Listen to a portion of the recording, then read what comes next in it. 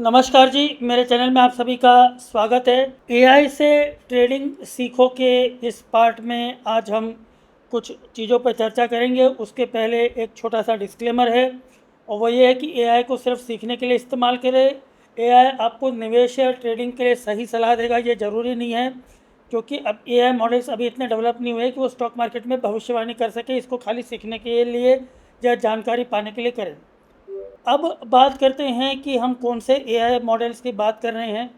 तो इस समय 3 मेन एआई के मॉडल्स हैं। एक है चैट जीपीटी, दूसरा जेमिनाई जो कि गूगल का है, और तीसरा डीप सीक है। मैं डीप सीक को काफ़ी हाईली रेट करता हूँ, क्योंकि वो वाकई में एक बहुत ही अच्छा मॉडल है। अगर आप डीप सीक को यूज़ करेंगे तो डीप सीक के R1 में जो थिंकिंग वाला मॉडल है उसको यूज़ कीजिएगा, तो वो आपको बहुत अच्छे से जो है बहुत ही परफेक्ट जो है वो रिजल्ट्स आपको देगा। तो अब आ जाते हैं कि हम किस प्रकार से इनका यूज़ कर सकते हैं।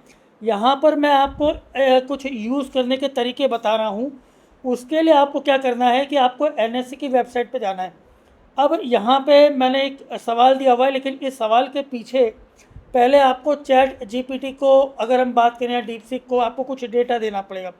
ये सवाल क्या है और किस संबंध में, मैं इसको समझाता हूँ। मान लीजिए कि आप किसी स्टॉक के अंदर निवेश करना चाहते हैं और आपने देखा कि यार चलो आने वाले समय में फार्मा सेक्टर में काफ़ी ज़्यादा संभावनाएं हैं। जैसे कि हमने देखा अभी अमेरिका ने टैरिफ लगा दिए हैं, और टैरिफ लगाने के कारण क्या हो रहा है कि वहाँ पे इंपोर्ट महंगे हो रहे हैं। लेकिन डेफिनेटली फार्मास्यूटिकल्स, मेडिकल चीज़ें ऐसी है जिनमें कि इतने ज़्यादा टैरिफ लगेंगे नहीं, तो क्योंकि वो दवाइयाँ तो हर कोई सस्ते में ही चाहता है कि भाई लोगों को मिले। तो फार्मास्यूटिकल सेक्टर एक एग्जांपल के तौर पे अच्छा माने आ सकता है। अब आपको समझ में नहीं आता कि यार फार्मास्यूटिकल सेक्टर में मैं किस स्टॉक में पैसा लगाऊं। बाई चांस मैं ये इन्वेस्टमेंट के लिए बोला, मैं एक एग्जाम्पल के तौर पर बात करें, ये चीज़ आप IT इंडस्ट्री के लिए भी कर सकते हैं। तो अब आप क्या करें कि आपने फार्मास्यूटिकल इंडस्ट्री के 5 चुनिंदा जो है स्टॉक्स देख लिए। उसके बाद आप NSE की वेबसाइट पर जाइए और उन स्टॉक्स का पिछले 1 साल का जो है वो आपको डेटा लेना है। ओपन, हाई, लो, क्लोज का डेटा जो होता है वो उसको हिस्टोरिकल डेटा बोलते हैं। ये आपको NSE की साइट से मिल जाएगा। उसको लेकर के आपने एक एक्सेल शीट में डाल देना है, उस स्टॉक का नाम डाल देना है, ठीक है। ऐसे ही जितने 5 स्टॉक्स हैं उनका आपको NSE की वेबसाइट से हिस्टोरिकल डेटा निकालना है, ओपन, हाई, लो, क्लोज का, और उसकी 5 एक्सेल शीट बना लीजिए। एक ही एक्सेल जो आपकी शीट है उसके अंदर 5 अलग अलग शीट्स बना दीजिए। उसके बाद आप चैट जीपीटी या डीप सीक वगैरह को ये डेटा अपलोड कर दीजिए। और अपलोड करने के बाद अब क्या 5 आपको सवाल देने, मैं उसको समझा रहा हूँ। तो जैसे पहला सवाल आएगा कि मैंने 5 स्टॉक्स का OHLC डेटा अपलोड किया है, इन 5 स्टॉक्स के OHLC डेटा के आधार पर बताओ कि पिछले 1 साल में किस स्टॉक ने सबसे बेहतर परफॉर्म किया और क्यों। और उसको यही बता दो कि हम किस प्रकार से आपको विश्लेषण करना है। तो ये भी लिख देना, विश्लेषण की अपेक्षा percentage return, volatility, average close price, technical indicators अगर चाहे तो, जैसे RSI, मूविंग एवरेज। आपको उसको एक काम और कर देना कि वैसे तो ऑब्वियसली OHLC डेटा अगर आप देंगे और आप अभी का लेटेस्ट देंगे तो उसको प्राइस वाइज सब मिल जाएंगे। तो इससे क्या है कि वो आपको कंपेयर करके बताएगा। और ये चीज़ सीखने के लिए क्या है कि मान लीजिए आपको 4-5 स्टॉक से कंपेरिजन करना है, तो आप देखिए कि भाई ये चैट जीपीटी हो गया, डीपसीक हो गया, ये किस प्रकार से डेटा को कंपेयर कर रहे हैं और आप किस प्रकार से कर रहे थे। तो ये चीज़ आपको सीखने को मिलेगी। फिर अगला आता है अगला सवाल, सवाल नंबर 2। इन सभी स्टॉक्स की डेली वॉलेटिलिटी की तुलना करो और बताओ कौन सा स्टॉक सबसे ज़्यादा और कौन सा सबसे कम रिस्की है। ये तो बहुत ज़रूरी है भाई। ठीक है, रिटर्न तो आ रहा है, लेकिन रिस्की है क्या, उसमें कितना मतलब रिस्क है। और उसको ये बताइए कि विश्लेषण की अपेक्षा हाई रो रेंज एनालिसिस, हाई और रो की रेंज एनालिसिस में क्या करेगा, वो ये देखेगा कि ये दिन भर में कितना हाई जाता है, दिन भर में कितना लो जाता है। अगर बहुत ज़्यादा हाई, बहुत ज़्यादा लो जा रहा है, मतलब उसके अंदर बहुत ज़्यादा उतार चढ़ाव हो रहे हैं, फिर वो रिस्की हो जाता है। स्टैंडर्ड डेविएशन, ठीक है, स्टैंडर्ड डेविएशन स्टैटिस्टिकल एक टेक्निक होती है, उसके अंदर हम ये देखते हैं कि भाई कितना डेविएट कर रहा है। एवरेज ट्रू रेंज, ये ATR बनाने का जो है, मैंने अभी जो है टेक्निकल एनालिसिस सीखो पार्ट 5 के अंदर जो है या पार्ट 2 या 3 में, जो कि ऑप्शन तालीम चैनल पे है, मैंने ये तरीके बताए हुए कैसे निकालते हैं, ठीक है। तो ये आपके लिए चैट जीपीटी और डीप सीक जो है ये आपके लिए एनालिसिस करके आपको बताएंगे। और हाँ, ये एनालिसिस दोनों से पूछना, सिर्फ एक ही पे नहीं करना, ठीक है। अब आए तो अगला वाला, पिछले एक साल में कौन से स्टॉक ने सबसे ज़्यादा बार हाई बनाया है और उसकी रफ्तार कैसी रही है।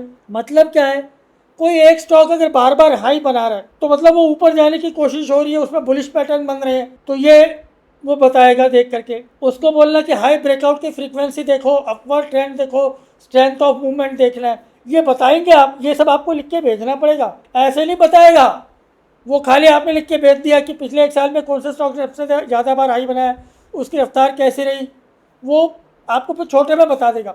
जो मैंने यहाँ लिखा है ना, यही का यही एग्जैक्ट जब आप लिखोगे ना, फिर वो बड़ी डीपली एनालिसिस करके आपको पूरा जवाब देगा। इसी को बाद में ये भी चेंज कर देना, सबसे ज़्यादा बार लो बनाया है, अभी हाई लिखा है ना अपन ने, इसको लो में बदल देना, ठीक है। तो ये चीज़ रहेगी। फिर एक आ जाता है इस स्टॉक्स में कौन सा स्टॉक्स ट्रेडिंग है और कौन सा रेंज बाउंड है। टेक्निकल एनालिसिस का साथ समझाओ। रेंज बाउंड मतलब क्या होता है कि जो बहुत ज़्यादा हिलता नहीं है। और कौन सा ट्रेडिंग मतलब जिसके अंदर ट्रेडिंग ज़्यादा होती है, लोग मतलब क्या है, जिसके अंदर डे ट्रेडर्स या शॉर्ट टर्म ट्रेडर्स एक्टिव रहते हैं। तो वो कई चीज़ों से मालूम पड़ता है। एक तो मूविंग एवरेज से, बॉलिंगर बैंड से, प्राइस एक्शन जोन से, प्लस जो है वॉल्यूम जो है, नंबर ऑफ ट्रेड्स, इन सब चीज़ों से जो है वो मालूम पड़ता है। तो ये सारा डेटा जब आप देंगे तो आपको स्टॉक के बारे में बताएगा। और फिर फाइनली जो है पांचवा सवाल है, मुझे बताओ कि इन 5 स्टॉक्स में अगले एक महीने के लिए ट्रेडिंग के लिए सबसे अच्छा ऑप्शन कौन सा हो सकता है, कारणों के साथ बताओ। और ट्रेडिंग मतलब क्या है कि भाई आपने खरीद के रख लिया, आप सोच रहे यार एक महीने में निकल जाऊँ। अब यहाँ रिस्की पार्ट आ जाता है कि ये जो है एआई है, जरूरी नहीं है ये आपको जो बताएगा वो सही होगा, बहुत हद तक गलत भी हो सकता है और आपका लॉस भी हो सकता है। तो ना तो मेरे को दोष देना, ना एआई को दोष देना, ये सीखने के लिए है। लेकिन बहुत सारे लोग ये अपेक्षा करते कि यार मैं कुछ ऐसी चीज़ बताऊं या हमें कुछ ये भी सीखने को मिले, तो ये वो चीज़ है। उसमें आपको विश्लेषण की अपेक्षा में बताना, ट्रेंड स्ट्रेंथ जो है उसकी, सपोर्ट रेजिस्टेंस ब्रेक हो रहा है क्या, कैंडल पैटर्न, ट्रेंड कन्फर्मेशन। तो ये सारी चीज़ें जब आप उसको लिख के भेजोगे ना कि भाई इन चीज़ों के बेसिस पर मुझे बताओ, फिर वो उन चीज़ों के बेसिस, ऐसे आप लिख के खाली सवाल भेज दोगे तो नहीं आएगा। इसलिए मेरे चैनल को सब्सक्राइब करो और बेल आइकन को प्रेस करो, क्योंकि सिर्फ एआई से ट्रेडिंग करना या एआई से ट्रेडिंग पूछना, लेकिन कैसे करना वो तो मैं ही सिखा पाऊंगा ना। टेक्निकल एनालिसिस में मैं ही सिखाता हूँ। आपने मेरे वीडियो देखे में इस चैनल पे कितने सारे वीडियोज रहे हैं, है कि नहीं। और एक ऑप्शन तालीम मेरा चैनल है, ठीक है। उस ऑप्शन तालीम चैनल पे मैंने टेक्निकल एनालिसिस के लिए एक्सेल शीट कैसे बनाई जाती है वो सिखाया है। वो बनाओ और अपने जो जो चार्ट आपके पास है ना, सॉरी जो जो स्टॉक्स आपके पास में, उनके लिए वो एक्सेल शीट बना के रखो। हर दिन शाम को सिर्फ 2-3 मिनट लेंगे, ओपन हाई क्लोज का डेटा डालना है, बाकी सब आ जाएगा। तो वो टेक्निकल एनालिसिस के जो वीडियोज़ हैं ऑप्शन तालीम नाम के चैनल पर मेरे, वहाँ जाना, पार्ट 1 से शुरू करते जाना और वो देखते जाना। एक तो उस चैनल को भी सब्सक्राइब कर लेना, बेल आइकन प्रेस कर लेना। ये राजीव धर्माधिकारी को भी सब्सक्राइब कर लेना, बेल आइकन प्रेस कर लेना। तो मैं आपको ये चीज़ सिखाऊंगा। बाकी दुनिया भर में जो है 50 आज की तारीख में एआई से फ्रॉड्स हो रहे हैं, सब हो रहे हैं। तो इसलिए आप खुद एनालिसिस करिएगा और वीडियो पसंद आए तो वीडियो को लाइक कीजिएगा। और अगर आपके कोई घनिष्ठ मित्र है, आपके कोई जो रिलेटिव्स है जो स्टॉक मार्केट में काम करते हैं, तो इस वीडियो को लिंक के माध्यम से उनको भी फॉरवर्ड कर देना। वो वीडियो देखेंगे और उनको समझ में आएगा कि हाँ ये इन्होंने अच्छी चीज़ फॉरवर्ड की, तो याद रखेंगे कि हाँ आपने उनके भले के लिए उनको अच्छा फॉरवर्ड किया। तो ओके, वीडियो देखने के लिए आपका बहुत बहुत धन्यवाद। Thank you, good bye.